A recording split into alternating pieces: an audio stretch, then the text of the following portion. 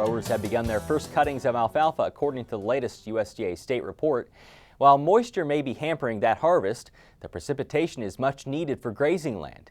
58% of Nebraska's pasture and rangeland is still rated poor or very poor, but that's a 7% improvement from a week ago. We asked Bruce Anderson Wednesday how recent rains are affecting grass growth. Well, they've really made a lot of pastures look much better than maybe we would have expected as of a month or so ago. Certainly in the eastern part of the state, where a lot of areas have had 6-8 inches or more of rain since the early part of May, those cool season pastures have really flourished and maybe even given more growth than what we really wanted to see at this point, with a lot of brome starting to head out at this time. As we move further west, of course, we're getting into areas that have had more drought stress on them.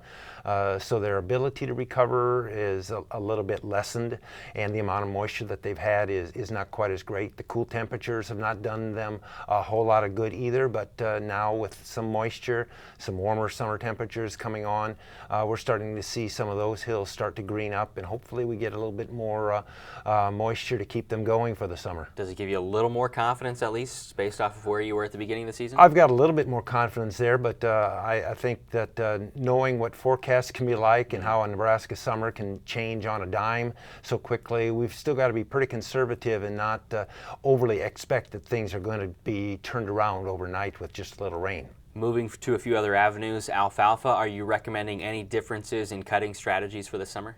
Well, I think a lot of people have already noted that their alfalfa hasn't developed as rapidly as what we normally would see.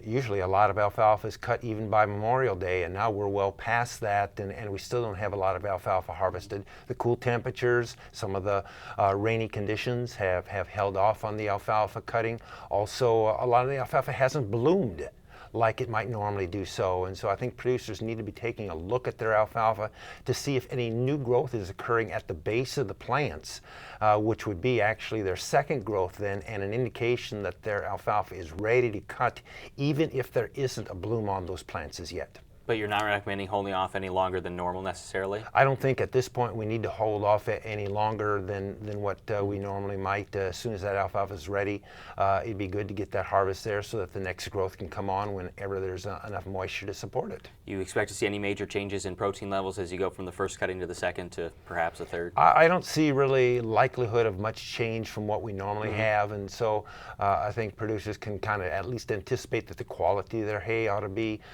pretty normal, and that moisture is going to be the primary determinant as to what kind of quantity we end up with. Have you heard of any major disease issues in alfalfa? No, surprisingly, even with the moisture that a lot of folks have had, we haven't seen a whole lot of disease in most areas, so that's been fortunate, and hopefully that'll continue for the rest of the year.